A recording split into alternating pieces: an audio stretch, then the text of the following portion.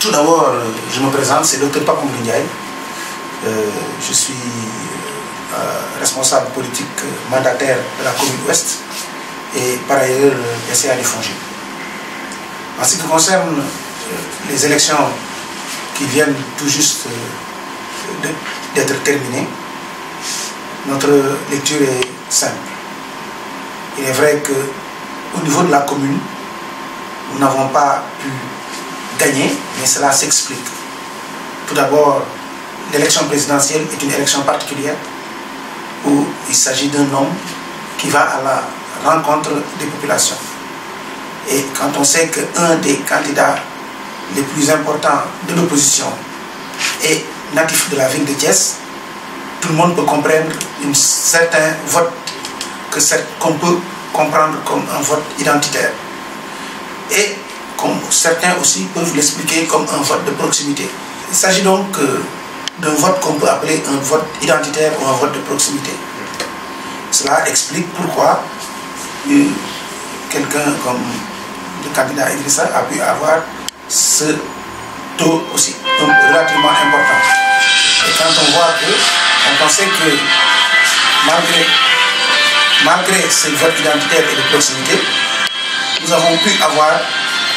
des résultats qui sont quand même relativement acceptables. Et ce qui a permis de limiter le vote de notre adversaire, et ainsi on a pu gagner dans la région de Thiès. Parce que normalement, si cela se faisait comme avant, rien que le vote de la commune aurait permis au candidat Idrissa Seck de gagner toute la région. Mais heureusement, malgré les difficultés inhérentes à la proximité et au vote identitaire, nous on a pu quand même d'une certaine manière limiter les dégâts. C'est pourquoi nous remercions l'ensemble des responsables de Benno Bokk Yakaar qui chacun d'eux a pu travailler à la base pour essayer de saper l'avance que normalement tout le monde attendait de notre adversaire. Justement, M. Ndiaye, Dr Ndiaye, vous avez évoqué en son temps le problème des cheminots avec le président. Il me semble que certains Thiessois lui ont tourné le dos parce que ce dossier n'a pas trouvé toujours de solution depuis lors. Vous savez, le président Macky Sall, le problème des cheminots est un problème extrêmement important à Thiès. Et si vous savez que ce n'est pas seulement un problème économique, mais c'est un problème également affectif. Les Thiessois sont très attachés au chemin de fer et au rail. Ce qui fait que cela, quand même, d'une certaine manière, le retard qu'il y a eu à la prise en charge, bien que le président Macky Sall a réglé non seulement le problème des retraités qui avaient des manques à gagner et qu'on devait régler, et le président Macky Sall a réglé le problème donc, de ces retraités et des déflatés, mais également le président Macky Sall a fait l'effort de reprendre le chemin de fer des mains du repreneur et pendant bientôt un an et demi à payer les cheminots sans qu'ils aient travaillé. Mais malgré cela, quand même, le seul fait que le chemin de fer n'ait pas démarré a constitué quand même une certaine limite. Mais heureusement, le président Macky Sall, lors de sa visite pendant la campagne électorale, a promis que son premier chantier, dès avril, c'est la relance du chemin de fer. Et vraiment, nous savons que le président Macky Sall étant un homme de parole, c'est quelque chose qui, Inch'Allah, sera très bientôt sur les rails. Et le chemin de fer, comme il nous l'a si bien promis, sifflera encore dans Thiès. Et quand le chemin de fer siffle à Thiès, c'est tout le cœur des Thiessois tout le cœur des Thiessois qui l'entend. Et Inch'Allah, cela permettra à Thiès de revenir au président Macky Sall, bien que quand même nous avons fait un travail colossal sur le terrain, mais cette aide que nous attendons du président Macky Sall dès avril, je l'espère, et très bientôt permettra quand même de parachever le travail fait sur le terrain. Et sa victoire validée par le Conseil constitutionnel, le président a lancé un appel au dialogue, mais certains ténors de l'opposition ne veulent pas répondre à cet appel. Vous, responsable local, qu'est-ce que vous en pensez? Vous savez, le président Macky Sall, il a le devoir, et tout le monde le sait, d'appeler au dialogue, parce que le Sénégal est un pays de dialogue. Quand on finit les élections, on ne peut pas continuer éternellement à être dans une période de campagne électorale ou post-électorale. Il faut que tout le monde revienne à la table de négociation, que les gens parlent, se discutent et qu'on puisse régler certains problèmes. Parce qu'il y a beaucoup de réformes à faire. Et ces réformes, le président Macky Sall les fera. Et que les gens de l'opposition viennent, où il y aura toujours des gens qui sont à la table, et le président Macky Sall les fera. Et nous, on espère qu'ils seront raison gardés. C'est vrai qu'on vient juste de sortir de la campagne, certains sont un peu groggy, mais très bientôt, ils reviendront à la raison et viendront à la table de négociation, parce que c'est dans leur intérêt, et c'est dans l'intérêt du Sénégal. Et comme je sais que la plupart sont des patriotes, et qu'ils aiment le Sénégal, ils veulent que le Sénégal avance, et que le Sénégal a besoin de ces réformes, et je suis sûr qu'ils vont venir à la table de négociation très bientôt, et qu'on puisse faire les réformes qui sied, afin que le Sénégal, qui déjà était une référence démocratique, continue à le devenir et constitue un exemple de démocratie apaisée pour le Sénégal, pour partout en Afrique, mais aussi dans le monde. Docteur, parlons un peu des prochaines locales. Qu'est-ce la ville, la mairie de ville est occupée par un allié de votre majorité, mais les trois autres communes sont dirigées par des réunistes. Vous êtes de la commune ouest, et c'est au mois de décembre les prochaines locales. Qu'est-ce que vous comptez faire, vous membres de l'APR, pour récupérer, entre guillemets, la mairie ouest? C'est-à-dire, vous savez, nous on a déjà commencé le travail sur le terrain. Parce qu'on n'attend pas. Le temps n'attend pas, donc nous on ne peut pas attendre. Il est vrai que le président Macky Sall a un bilan élogieux. Mais nous aussi, on a un programme. Et ce programme pour cette ville de Thiès, c'est un programme qui est un programme outillé sur la proximité et les intérêts des Thiessois. C'est à nous de parler aux Thiessois, de les convaincre sur le programme que nous avons mis en place. Mais également d'interpeller ceux qui, comme vous le dites, détiennent les mairies pour qu'ils nous fassent le bilan. Parce que on doit arrêter les vols affectifs. Les Thiessois doivent reconnaître aujourd'hui, aller vers le vote de réalité.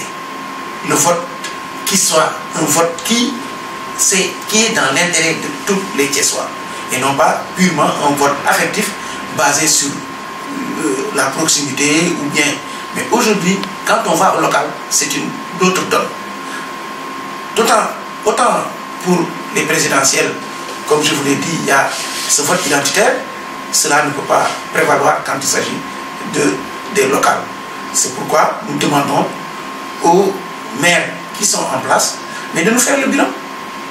Et comme le président Macky Sall, quand il a voulu prendre un deuxième mandat, mais il a fait un bilan, il a étalé son bilan. Mais ce bilan étant un bilan élogieux, les Sénégalais l'ont accepté. Maintenant, nous demanderons aux maires qui dirigent cette ville depuis 19 ans, mais au moins de nous faire le bilan. Qu'est-ce qu'ils ont fait en 19 ans de mairie? Au moins, et les maires qui sont en place, qu'est-ce qu'ils ont fait ces 5 dernières années? Aujourd'hui, Thiès n'a même plus un espace pour faire un projet. Thiès Ouest, où nous vivons, il n'y a même pas la possibilité de construire un lycée. Il n'y a pas la possibilité de construire un marché. Il n'y a absolument aucun mètre carré. Tout a été vampirisé. Il nous faut aujourd'hui quand même une nouvelle donne, une nouvelle proposition, et que les Thiessois sachent que Thiès est une ville extrêmement importante de par sa position géostratégique, mais également de par son vécu historique. Et Thiès ne mérite pas d'être comme ça, laissé en rade pendant 20 ans. Ici, on continue comme ça encore 5 ans, ça fera bientôt 23 ou 24 ans. Mais c'est carrément une génération qui sera perdu pour Thiès. Est-ce que ce sera facile pour vous? On a vu lors de la dernière élection que certains leaders de la majorité présidentielle battent campagne en solo. Est-ce que ce manque d'union, de solidarité, dans ces conditions, est-ce que c'est possible pour vous, majorité présidentielle, de gagner les mairies? Non, tout à fait. Franchement, si on continue sur la même lancée, il n'y a même pas photo, il y a, comme on dit, les mêmes causes dans les mêmes effets. Aujourd'hui, je pense que les responsables de Benno Bokk Yakaar sont des gens intelligents. Et ils sauront tous, nous tous, faire l'analyse des élections passées. Et cette analyse nous permettra de savoir que seule l'unité fera la force. Aujourd'hui, quelqu'un qui a une mairie depuis plus... Parce que quand même, on sait que lors des élections locales passées, ce sont des listes parallèles qui nous ont amenés à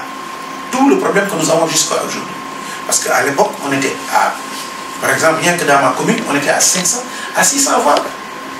Aujourd'hui, on est à 6000. Ça veut dire que donc, c'était possible. Mais chaque fois que les gens iront, penseront qu'ils pourront gagner par leur propre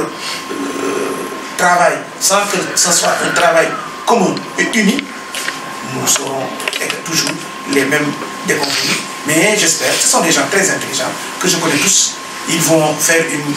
bonne lecture de la situation politique. Et cette bonne lecture de la situation politique le fera que nous tous, nous serons unis.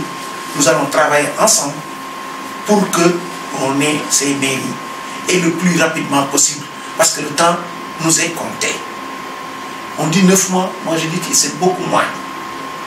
Parce qu'il y a des événements qui vont passer, qui sont des événements qui vont amputer sur notre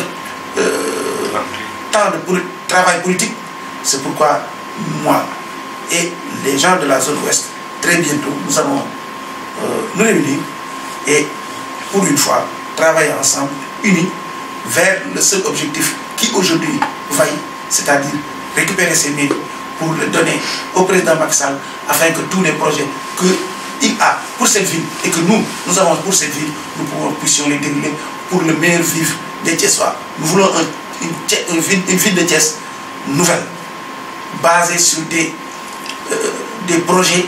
innovants. Et c'est possible. Parce que la situation de Thiès le permet, avec l'aéroport qui est à moins de 10 minutes de Thiès, il y a l'autoroute, le nœud autoroutier que constitue la ville de Thiès, avec Touba qui est à 35 minutes de Dakar, de Thiès, Dakar qui est à 30 minutes de Thiès. Quand même, il y a des opportunités majeures. Et ces opportunités majeures, il faudra que nous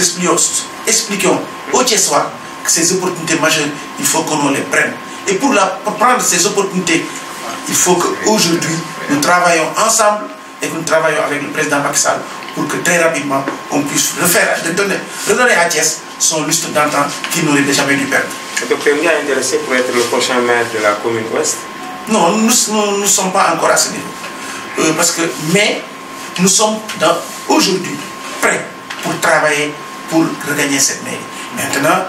on ne met pas la charrue avant les bœufs. On est dans une coalition importante, c'est la coalition Benno Bokk Yakaar, qui est assez importante et nous devons travailler dessus. Et c'est au moment opportun, la coalition qui, comme lors des dernières élections locales, se réunit et désignera par rapport à la représentativité, à la sympathie, par rapport avec les populations, la personne la mieux habilitée pour pouvoir porter l'étendard du Benno Bokk Yakaar pour les élections à venir. maa ngi nuyu mboolem auditeurs yi ak téléspectateurs yi ñuy seetaan maa ngi tudd docteur Papa Mbaye Ndiaye di responsable politique Benno Bokk Yakaar, mandataire zone ouest et PCA du FONGIP. ñuy remercier Thiessois yi d'abord ndaxte soo ko xoolee ñu bari ci ñoom votel nañ ñu. di remercier tamit l'ensemble des responsables Benno Bokk Yakaar au niveau de Thiès, mais surtout maanaam fi ma dëkk muy zone ouest ñu leen di remercier ñoom ñëpp parce que ñëpp takk nañu wàcc nañ ci terrain bi xeex nañu yombul waaye macha allah yàlla def na ne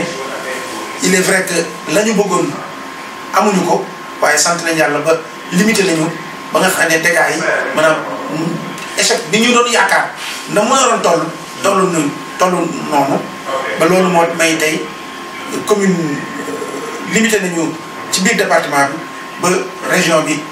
alhamdulilah rabbil alamin région de Thiès président Macky Sall moo ko gagné parce que tey jii am na noo xam ne le candidat Idrissa Seck su ko taxawee woon fii ci biir commune bi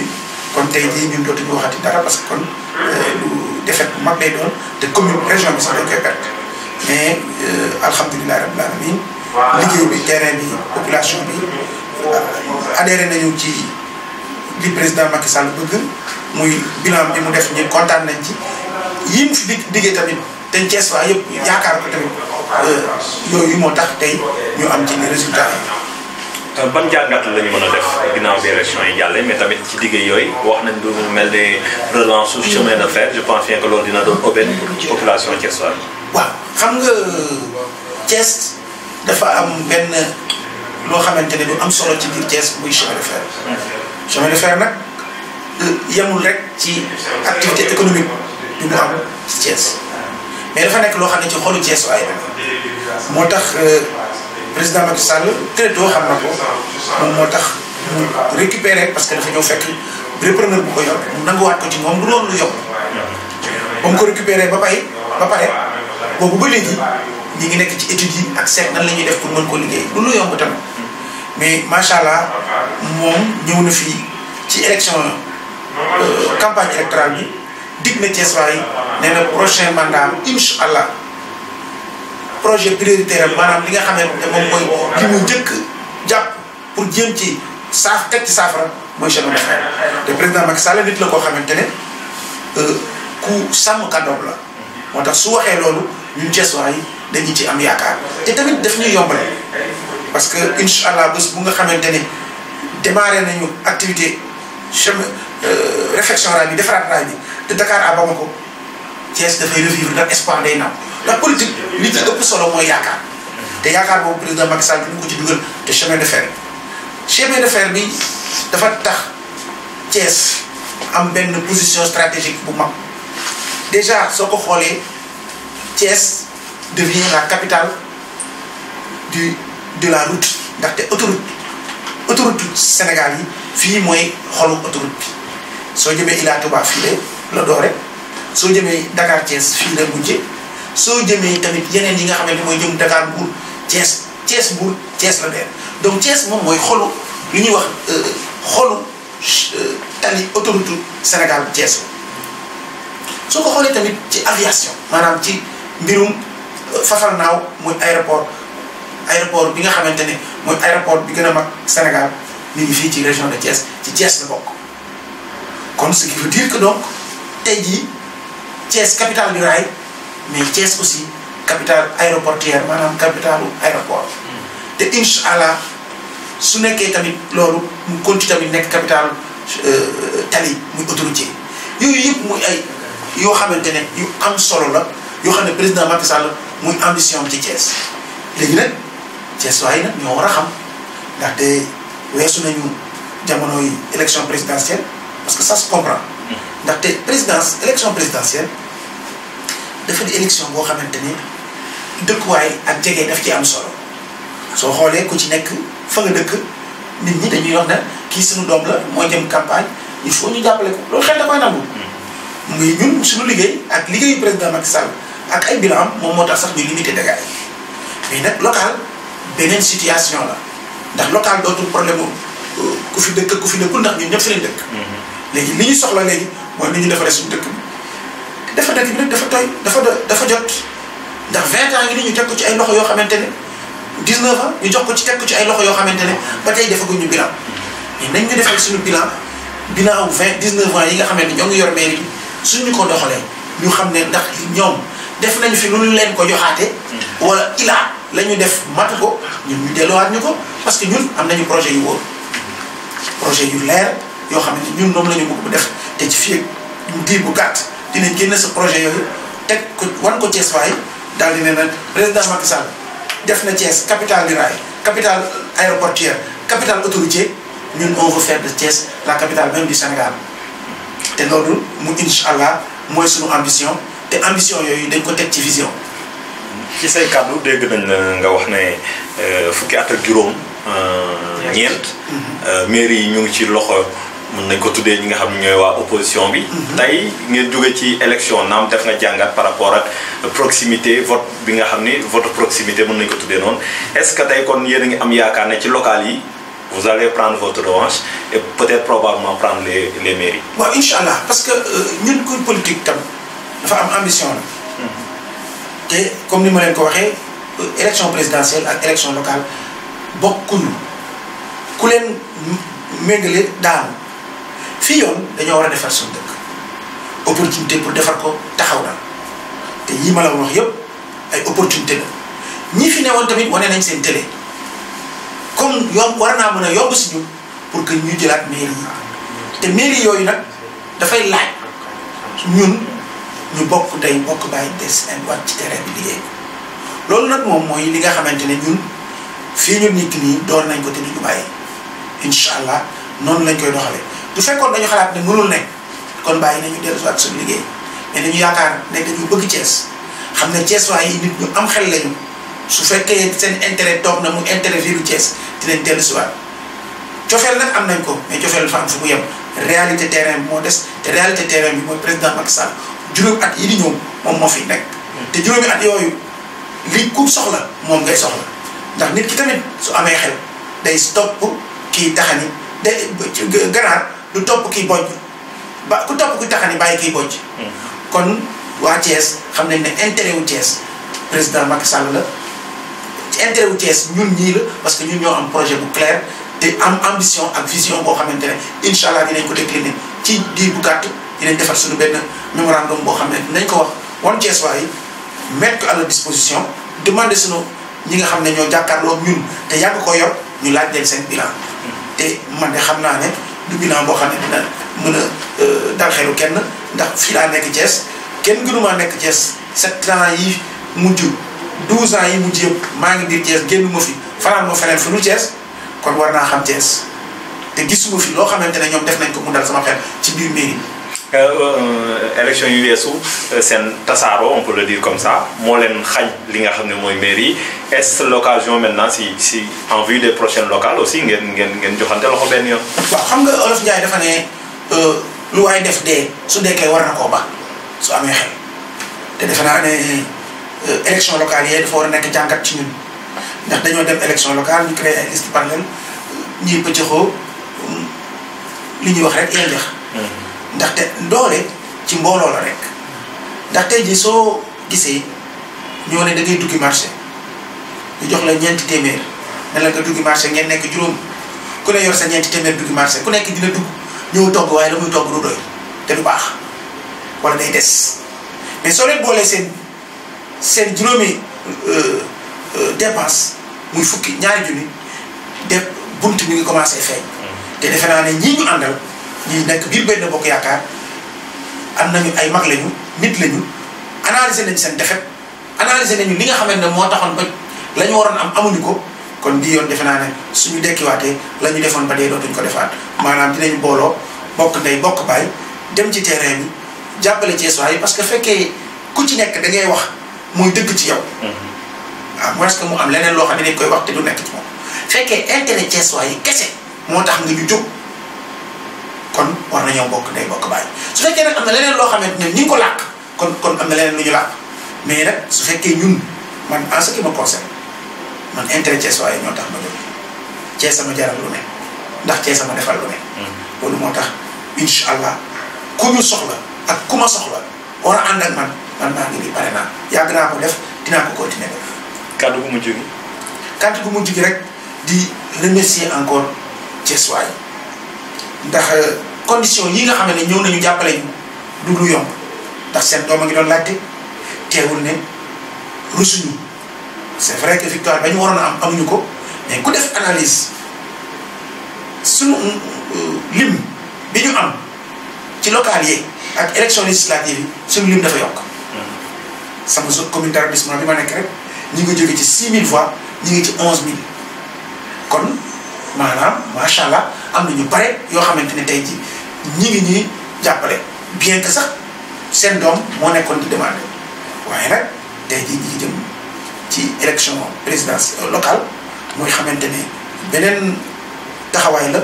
ñuy ñaan Ceesuwaay yi ñu bàyyi ñu tuuti xel comme ni waa ji doon wax mos tuuti sunu liggéey te incha allah bés bu ñu ko mosee dinañu liggéeyaat ak ñun ndaxte ñun ambition lañ am ci Thiès vision lañ am ci Thiès te ambition boobu vision boobu ñu ngi ko teg ci PSE te PSE boobu président Macky Sall moo ko téye di ko déroulé di ko taxawee Thiès kon ñun ñii nga xamante ne dañoo bëgg Thiès bëgg defar Thiès dañu ànd ak moom ci loolu vision boobu la ñu bëgg déroulé ci Thiès pour que Thiès nekk waxuma deuxième ville du Sénégal ñun dañu bëgg nekk Thiès nekk capitale du Sénégal te loolu xel la ko nangu ndax suñu position stratégique fi ñu tëdd taxaw suñu dëkkuwaay aéroport bi fii la ne autoroute yi fii la ne li ñu mën a liggéey ci Sénégal fii la ne ndax Thiès Dakar saturé na mënatul dem Diamniadio tey nekkatul Dakar Thiès la gën a jege ka Dakar parce que tey jii soo jëlee sa autoroute en 15 minutes yaa ngi Diamniadio tandis que soo jógee Dakar di nga def 1 heure de temps avant nga egg Diamniadio kon xolu Sénégal tey mi ngi ku ko am xel am xalaat xam ne mi ngi pousse jëm Thiès kon ñun Thiès ñoo ko war a seet tey. docteur day samp ndëndëm mairie ouest. non yeggaguñ ci foofu parce que ñun dañu nekk ci fi nga xamante ne moom mooy Benno Bokk Yaakaar Benno Bokk Yaakaar nag ku nekk nag dafay jox cër sa morom te jox cër sa morom moom mooy ñun ñu bokk ndey bokk baay àndandoo liggéey teel a door nag ndax mbir mi yegg si na ba pare. waaye nag li ñuy def nag duñu ko ànd ak jëkkante ñëw naa ne man maa fi ne te kii fi ne loolu mooy yàq li nga wax ne tasaaroo bi nga doon wax ni bi ñu doon wax léegi li koy indi mooy teel a wax sa fa nga jëm. tey nañu àndandoo bokk de bay bokk bàyyi ku ñu gis nekk yow sa profil maanaam xar kanam bi nga xamante ne moo gën a baax pour mën a jiite commune ouest bi ñun ci suñu biir ñooy seet suñu biir daan ne kii de ñu gis. moom la xam ne kanamam gën a jekk pour mën a diriger dëkk bi kon kooku ñun ñëpp ay ànd man en premier ñu jàppale ko pour que ñu mën jël ndam li suñu vision nag benn la suñu objectif benn la liggéeyal président Macky Sall liggéeyal Thiessois yi pour que Thiès nekk dëkk bu mag. très bien docteur Pape Amadou Ndiaye nga yàgg ànd ak jigéen ñi ndax sa teraanga da ngay wax ni ci ñoom la doore li ni mel tey muy 8 mars muy sargal jigéenu àdduna wërngal këpp li ni mel lan mooy doon ay kàddu docteur Pape Amadou Ndiaye. maanaam ñun suñuy cofeel ci jigéen ñi liñ ko wax ñëpp xam nañ ko parce que man sama liggéey jigéen ñi lépp ci loolu la màcc man gynécologue laa sama liggéey ci jigéen la màcc xam naa coono jigéen xam naa li jigéen di daj kon tey suñu nekkee tey mooy 8 mars man xel nangu na ne man nekk naa acteur principal ci loolu sama liggéey yu bare da ngeen gis ci groupement de femmes yi mooy ëpp ci li ma liggéey soo xoolee rien que ci commune ouest bii ñu nekk am nañ fi 104 à 110 groupement yoo xam ne ay jigéen yoo xam ne dañ leen di jàppale ñuy liggéey seen biir pour am ci koom googu moom mooy tax ñoom ñuy gën a jàppale seen borom kër ak di jàppale te téye seen kër loolu moo tax man damay gën a sargal jigéen ñi man sama sargal nag du yemul ci 8 mars man année ba mu daj tous les jours sama diggante ak jigéen ñi du deñ kon su bés bi jotee ñeneen ñi ñoom ñoo fekk si rek waaye man ci laa dëkk man maa ngi jigéen ñi di leen ñaanal li nga xamante ne mooy li gën Thiessois muy Sénégal yëpp muy ci àddina bi yëpp jigéen ñi li nga xamante ne moom la ñu war ak li ñu leen warloo yëpp ñu jox leen ko parce que jigéen ñi jàmbaar lañu soo yuwee suba teel ñooy njëkk a jóg soo ñëw guddi ñooy njëkk mujjee tëdd kon ñooñu tey macha allah sargal leen benn ñaari semaine tuuti na ci mais nag loolu nañ ko ci jàpp rek xam ne ñun jigéen ñi at bi yëpp dañ leen di jàppale waaye tey jii nag ñun tamit ñu ngi leen di gën di sargal